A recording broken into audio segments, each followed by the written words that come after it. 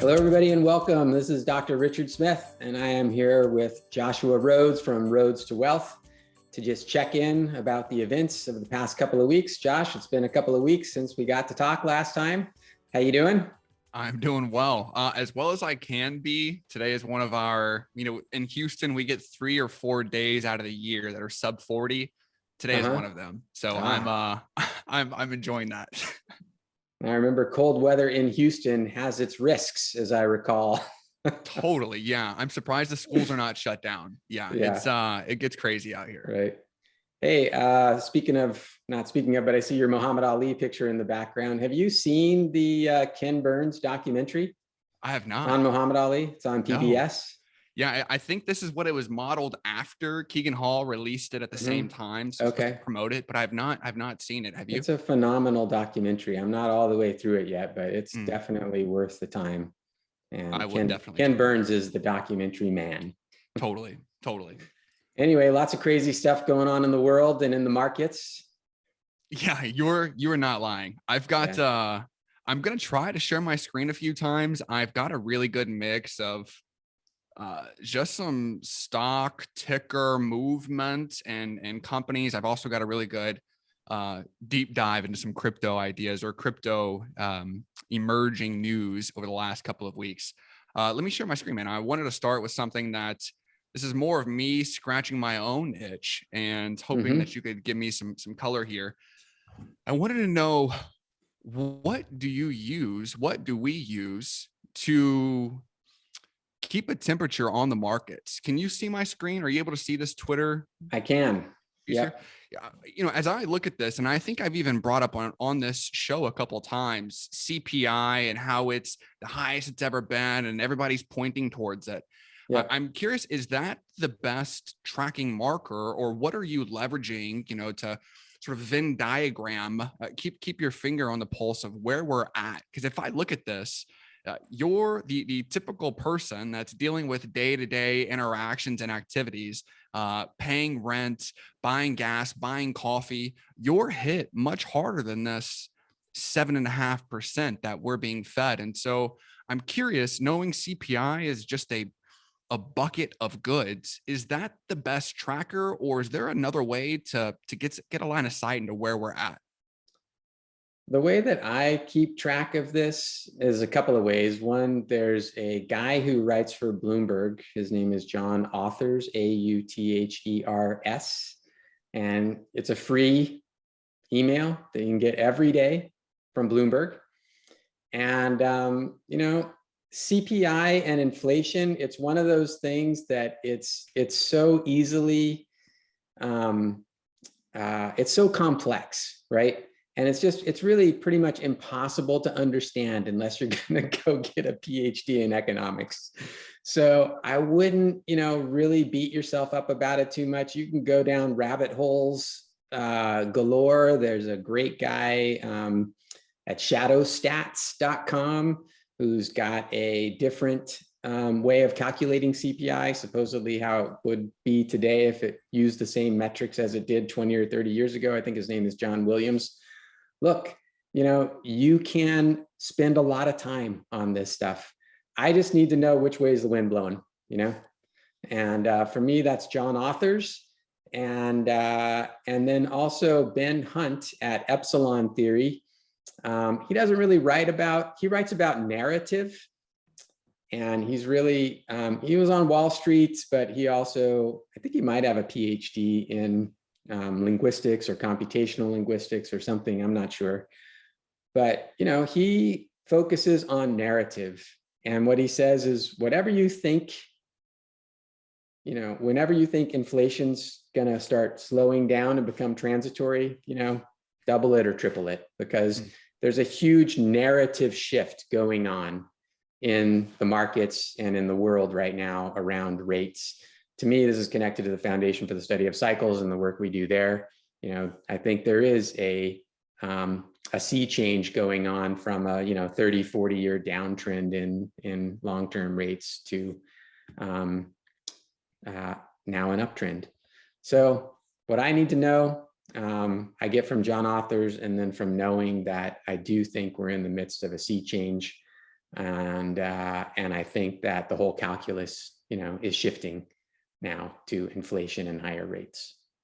Just talking about us being in the midst of a change, one of the most noisy areas of COVID, especially early on, was around the cruise and airline industry. It's like, is it ever going to rebound? What's this going to, what's the impact going to be? How much further? What's going to happen? There's all these questions, and we kind of see this resurgence.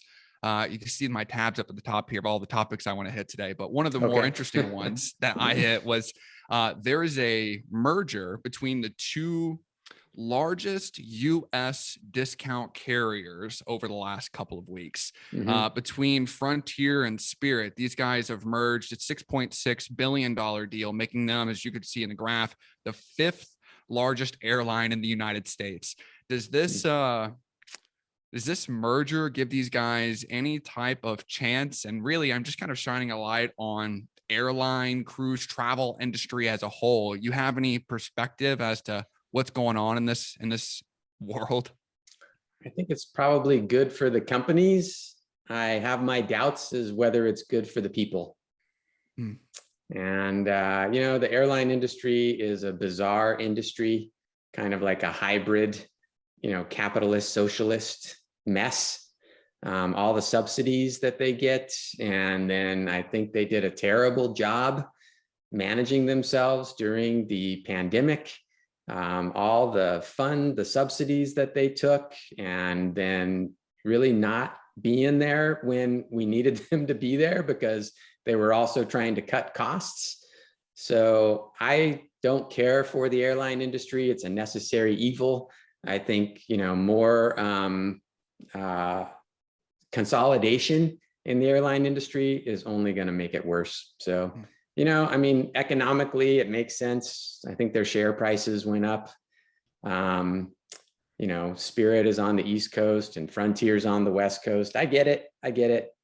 But I think we really still need more competition in the airline industry and more innovation in the airline industry. So this consolidation to me is kind of alarming. Good for the company, not good for the people is a super good segue into this next bullet I wanted to hit for you. I'm sure you've seen this. There are whispers going around that Peloton is getting ready to be acquired. And the two big emerging companies that I've seen, Nike and Amazon, are both exploring that acquisition.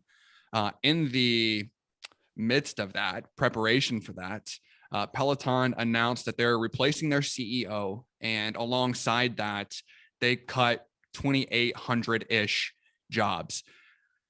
I'm asking, and this is an unfortunate question, but I'm going to hit it head on.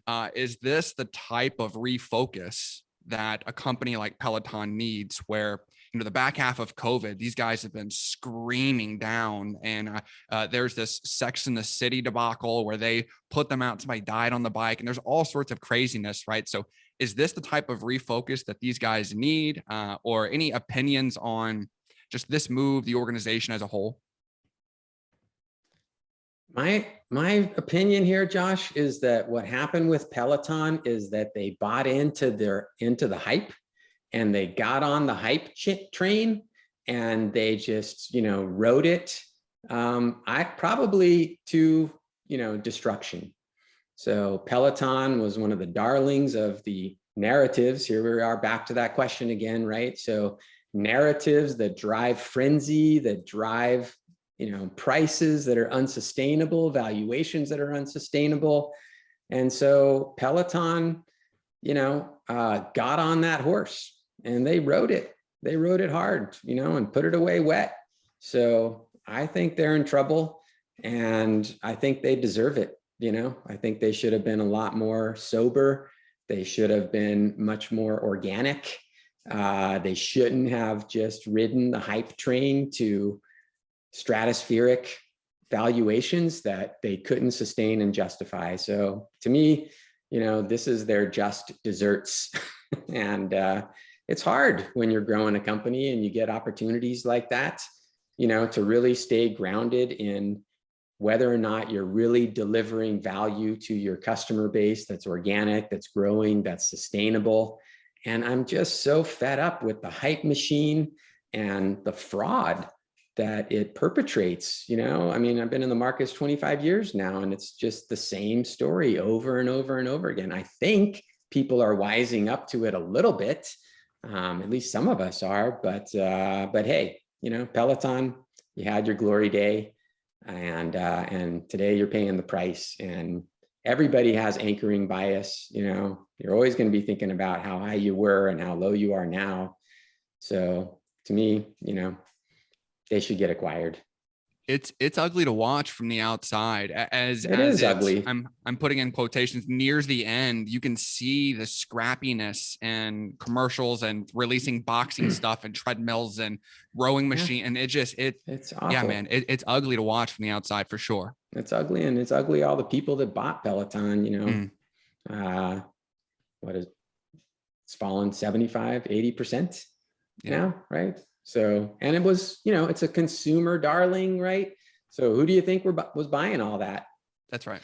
So have you, yeah, agreed. I'm making a shift here to the crypto world, which I think gets some folks excited. Other folks start to buzz a little bit. Have you heard of Polygon? I have. Yeah. Polygon, founded October 2017, layer 2 scaling solution. You could find it. The ticker for it is MATIC, Matic. Mm-hmm. These guys recently, last week, raised $450 million from some pretty big names. As a 3-year-old company, that makes them worth more than Pinterest at their valuation. Mm-hmm. Ethereum gas prices, gas fees are climbing at a pretty high rate, right? $30 to $50 a transaction, depending on the saturation of the network at that time. These guys, if you're transacting via Polygon, you'll see a gas fee of something like 0.005. I'm curious, this giant investment, it's up roughly 20% since this news, or it was up 20% at this news. You have any line of sight? We've spent lots of time talking about Ethereum. We talked about Bitcoin. I don't think we've ever talked about Polygon, and this seemed like a lot of money to be thrown, some really big names, big VCs. Is this worth spending a second on? Do you have anything to share, unpack here? Should we circle back and hit it at some point? Yeah, no, I think there is something to look at here for sure. And Polygon is what's called a side chain, right? So gas is too expensive on the Ethereum network, right? So let's make a side network where we can do some things off of the Ethereum chain and not, that don't need to be on the Ethereum chain, and, save some money on gas, right? To me, this makes me nervous. I don't like these side chains. I don't like how many different chains we have to track in the Ethereum network, right? And, this is a different chain from what I understand. I'm not really up to speed on this, but it's a side chain. Vitalik himself said, look, the guarantees of the Ethereum network don't exist on the Polygon network, right? It's a different network, right? So to me, Ethereum's got to scale, and all these side chain solutions, I think they're very innovative. I think they're great technology, but if Ethereum can't scale, it's not going to be the chain. And I think people are building side chains for it just because there's so much money in Ethereum. But Ethereum's got to scale, and to me, all these side chains are more of a sign of Ethereum's weakness than of its strength. And I think they're just being built out because, there's money there to do it. They can raise $450 million because, there's a ton of capital in the Ethereum world right now. But I don't think side chains are really going to fulfill the potential that blockchain and crypto and Ethereum have promised us. Yeah, the scale issue, but point that you're making, I think, is the unsung hero here. It is a race for the fastest, most scalable, cheapest, safest contract platform. It's just a race there. I'm going to skip this NFT piece. I was going to ask you, or show that there's some cool projects behind Polygon or Matic. This was 100 Thieves. These guys recently did a 100% free. They won't call it an NFT, which was funny, but I'll skip over this because I wanted to show you right after this announcement, if I can somehow close out this ad, Alchemy, which a company that helps build on the blockchain, announced they've raised at a $10 billion valuation just to show Web3 and crypto. This wave is growing. I think at one point, the idea or the question was like, is this going to die? Is this a bubble? Or is, at some point, is this going to go to zero? And I think we're at the point now where there's big enough VCs and big enough people within companies, executives at YouTube and Google and all, dropping out and going to work for companies like this that we know it's not going anywhere.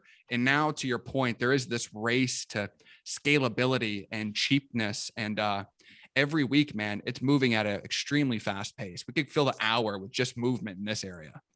I hope it works, Josh. I'm skeptical. I don't trust these VCs.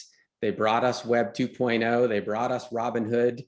They're more interested in how they can participate and, get in on the hype early and then drive the hype round instead of really delivering something that's going to change the calculus for the average person, right? So look, I don't spend 24/7 on this stuff. I hope I'm missing something here.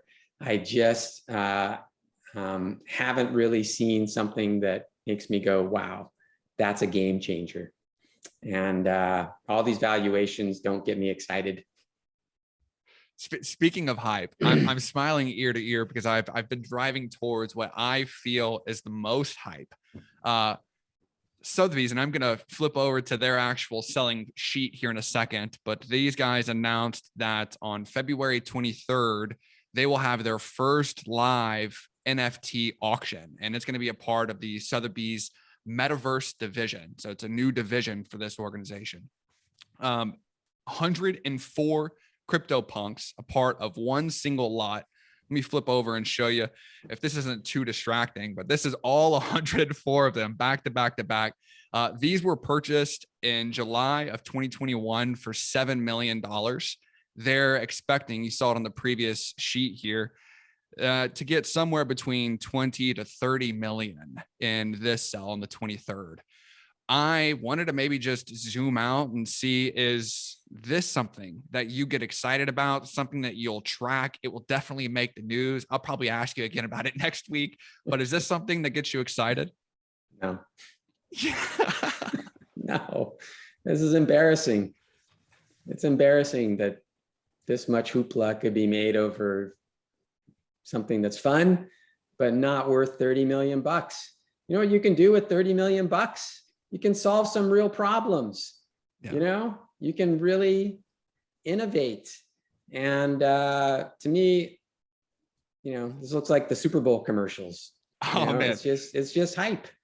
And I don't think the crypto world, I get it, getting into the mainstream and, having more mainstream awareness about this technology, there's something to that. But until they really start changing the whole architecture of the internet, okay, and not just putting CryptoPunks, which are status symbols. For God's sakes, Jimmy Fallon and Paris Hilton have Bored Apes. Come on. I don't want to be like in the same group as Jimmy Fallon and Paris Hilton. That's the last place I want to be, right? So get rid of this nonsense. Let's get to work. Let's solve some real problems. Let's move power from the center to the edge. I hate this hype stuff. Yeah. I'm done with it. Your question of what could you do? Do you know what you could do with $30 million? I know what I could do with 30 million bucks. I may ask you to, you're probably going to just have to double click on this issue or really pummel this point home, because I'm going to ask you to unpack it. What could you do with $30 million? You could buy all 5 crypto commercial spots in the Super Bowl. There were 5 crypto commercials. I did some math. The average commercial for Super Bowl for a 30-second spot was $6.5 million. So 6.5 times the 5 commercials. They spent a little over 30 million bucks for the Super Bowl ad time. Probably spent that much making them too. Totally. My question is that I was going to ask, is that good exposure? And I'm still going to tee that question up and let you just punch it. I thought the crypto commercials in the Super Bowl were a huge disappointment. Bitcoin basically, not Bitcoin, Coinbase, right? Said free stuff, right? Get free Bitcoin. Who else? eToro. Did you see that? Social trading. They had like this insect swarm that was supposed to be something that you wanted to be a part of. It was bizarre. It's like, that's the last thing I'd want to be a part of, is some insect swarm that's going to go to the moon. Okay. And then what was another one? The Larry David thing, which was basically a bunch of FOMO, fear of missing out, right? Don't miss the next big thing. So free stuff, the next big thing, and go to the moon, and just, celebrity, right? The LeBron ad. No, these are the same, gimmicks that are driving the old legacy, attention economy. That's an extraction economy. They're just extracting resources from the people. Real decentralization technology is about empowering people, not extracting resources from them. I got something to show you, actually, that I thought was the best thing I saw this week. Please. If you'll stop sharing your screen. This is from the Center for Humane Technology, the guys that did the Social Dilemma, right? Yeah. And okay, let me see if I can find it here and get the right window up here. Where'd you go, Brave browser? Speaking of Social Dilemma and just the attention piece of this, I can't remember of a better. Yeah, that looks great. There it is. Okay. So this is a graphic from the Center for Humane Technology. And it says, the visible harms of technology, right? The tip of the iceberg, right? You got tech addiction, degraded mental health, loss of sense making, mis and disinformation, polarization, erosion of democracy, human rights abuses, exploitation and attacks, systemic bias at scale. Yes, those are all things that I've certainly been railing against for a while now, right? But that's just the stuff that we see on the surface. What's going on underneath, right? The forces beneath that are the underlying drivers and causes of the problems that technology is, consumer technology is dealing with today, right? Or is bringing to us today. Look, you look at those Super Bowl commercials, they were about tech addiction, poor mental health and loss of sense making. You can't make sense of that. You can't make any sense of Larry David pitching crypto and telling you that you're missing the next big thing, right? Or LeBron James talking about take your own shot, right? No, it doesn't make sense. It's senseless. And so, you lose your ability to make sense of things. So what's going on underneath, right? Structures, socioeconomic systems, governance structures, business models, talking about the VCs, right? You have mental models. What's your mindset? What are your paradigms? What are your values? And ultimately, you have behavior problems. You got the problems of human nature, the cognitive biases, and social trends. So these are the real systemic issues that, thank God, somebody's starting to draw attention to them, and getting us off of the focus on the craziness going on, up above the surface, and starting to look at what are the systemic structural issues underneath that are the drivers of extractive technology, right? What we saw in the Super Bowl ads, what you're seeing in the Sotheby's, CryptoPunks, those are extraction exercises, extraction operations. They're just like miners, they're like miners and oil companies. They're extracting attention, they're extracting money, and they're not putting anything back into the system. So, resilience is a word that's starting to get a lot more playtime in our world today. And that's for good reason, right? Because we need resilient systems. We need systems that create value and that return value, right? So what I see, I think this is a great graphic. Again, it's from the Center for Humane Technology. And I've been saying for a while that these tech companies are resource extraction businesses. And I'm happy to see them starting to use this extraction language too, because that's exactly what I think is going on. That's what I think those Super Bowl ads were. That's what I think these VC firms are doing. The business models are messed up. The visualization here is like Andreessen Horowitz unloaded Robinhood on the public at $38 a share. And what is it, $12 now? That's not okay. Peloton was what, $100 and now it's $20.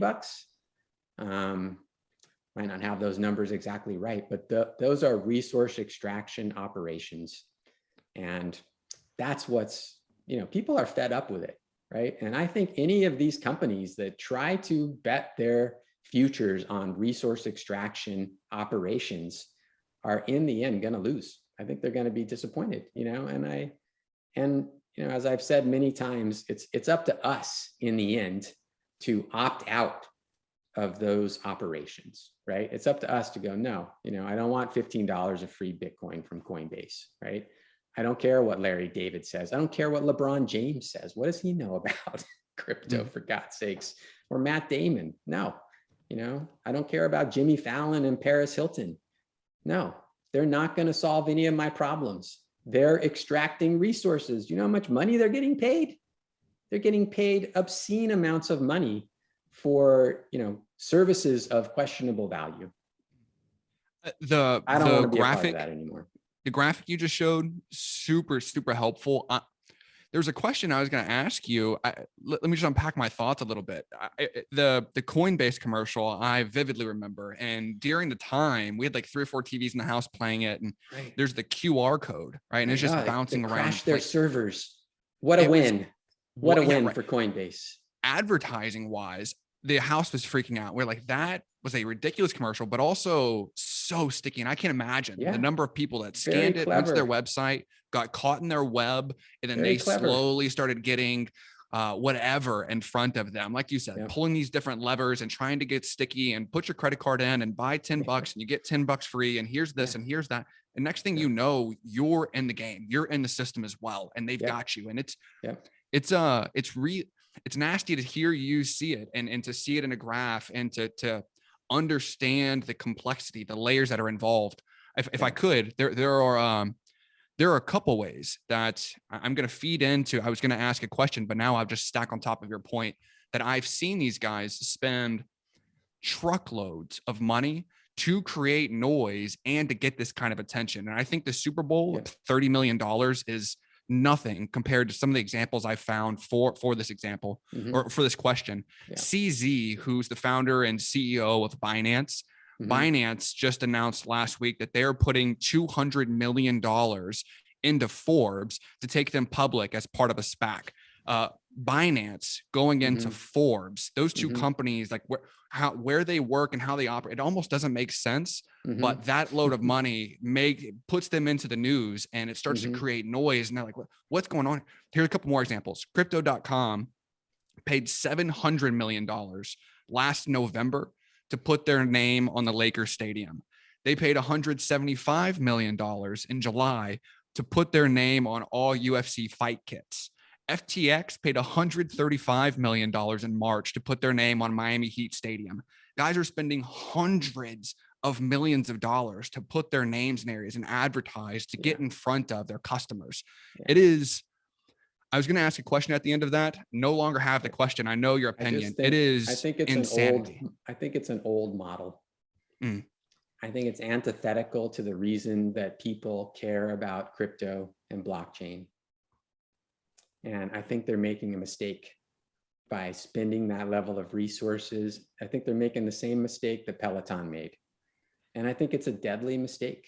You know, when you play the hype like that, when really the whole reason for your existence is something much more organic, you know, something much more transformative, you're losing your soul. You know, you're losing your soul. And crypto's got soul. Bitcoin's got soul. You know, there's something there. And this is nonsense. This is the same old game. And it's the very reason, you know, the aversion to this game is the very reason that people are attracted to crypto in the first place. So I think these are terrible branding choices on the part of these companies. And I don't think they're going to be the winners in the end, because people don't want these massive, overly centralized players, right? I mean, that's the whole point. Decentralization, you know, not new centralization, just under some, you know, new, mildly different version of the technology, right? Like going back to Ethereum and Polygon. No, we don't want a bunch of side chains. You know, we want one blockchain that can deliver micropayments, that can, you know, have low gas fees, right? And that can actually bring the benefits of decentralization at scale to a whole new world of innovation, like data sovereignty, data privacy, right? Something I've been talking about for a long time. That's not easy to do, but it's never going to happen on Ethereum that I can see, right? And I don't want to have to track a bunch of side chains to know if I'm secure or not, right? So I think it's a mistake. You know, maybe the majority of the people will fall for it. I hope not. And I don't think so. You know, I feel like there is a bit of an awakening going on, and more people are like, no, time for something different. But, you know, you look at what's going on with the gambling now, sports betting, right? We should talk about Ben Hunt sometime in his Epsilon theory. He has nailed it. He's writing this series Narrative in the Metaverse right now. I should just share with you this one paragraph. Let me pull up this file here and you'll get it. And I don't, you know, I hope this doesn't violate Epsilon theories usage issues here, but great article. If you want to subscribe to Epsilon theory, I highly recommend it. All right, here's the money. But within 5 years, I believe that almost every form of organized social behavior will be fully abstracted into a speculation layer made up of one, objects, a set of symbols representing real world entities formerly at the heart of those organized behaviors, right? Wow. So think of stock tickers, right? Or, you know, in sports betting, right? Your objects are the players or, you know, the scores or whatever, right? But now they're objects, right? They're not the real world entities anymore. The objects become the primary focus. And then two, protocols, a government sanctioned and oligarchy established set of rules for virtual betting market in those symbols, right? Think of stock exchanges, but now, you know, exploded, right? And three, tokens, a similarly sanctioned and established set of casino chips providing liquidity for the betting market in these symbols. So if somebody asked me, why are they, you know, targeting all these sports stars? This is why, you know, because the dark side, the dark underbelly of Web3 is that it's a huge casino where you can bet on everything, right? And you can have this speculation layer of objects, protocols, and tokens. that, so now the market, is no longer an exchange for buying fractional ownership shares of real world companies doing real world things, but instead it's a virtual casino for betting, whether the numbers associated with a 3 or 4 letter symbol will go up or down. How about sports? No longer a venue for passionate support of a team's real world competitive success, but instead is a constant exercise in odds making across every conceivable derivative aspect of the individual competitors in the competition itself. Is that what we want sports to be? I watched a little bit of the Super Bowl, and there was some incredible human drama. What did that sentence in the middle say? The future of sports betting, or the future? I'll bring it back up. That was a powerful little line there. I like that. The future is a world of bets on everything all the time. Right. So is the present. Wow, this is super good. That's what I've been saying, and look, we don't want our whole life to be a bunch of bets, right?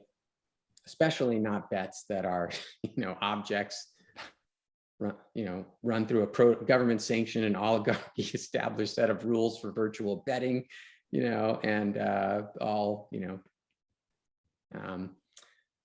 liquid through tokens, AKA casino chips, right? But you better learn about risk management, because the guys who are building this do know about risk management. They know about risk design. They're using, the power of data and computers to make sure that they're winners in the risk management wars. And so if you're going to participate in this at all, you better know risk management. So that's one side of it. But I think that this is ultimately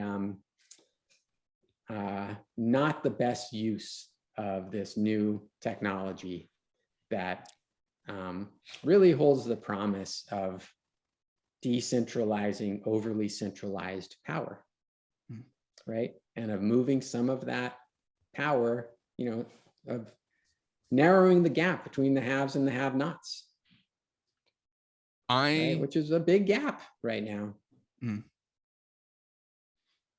I have, you started this with, I hope I'm wrong, and I hope you're wrong as well. I do hope that there is a silver lining here. The reason I say that is it seems like the adoption of it, like the type of noise that these companies are able to create, they are probing at inner emotions that it's extremely difficult to fight. Yes, and to not scan that QR code on TV, or to not to not get sucked into this Forbes news and be like, man, I need to, what is Binance? Let me get into this. And it's hard to avoid that. I was going to close with this question, or talk about a little bit about the level of adoption that we've seen in the crypto market. And I had this cool tweet, and I'll hint at it now, and then I'll pull it into our next conversation. But 61% of millennials that make over $100,000 are in cryptocurrency today. And I would expect that number only grows. This adoption continues. And so I'm going to make a note for myself. And in the next meeting we have, I'll spend a couple questions, and we'll figure out, how do we understand this portion, and where do you gather your information, and how could we think about this? I'll take that as my homework and commit that to the audience. That's all I have for you, man. I've got a couple other questions here, but I'll save them for next week. This was super helpful. Maybe my favorite recording today. This was awesome, man. Awesome. Thanks, Josh. Great questions. Love it. See you next week. You too.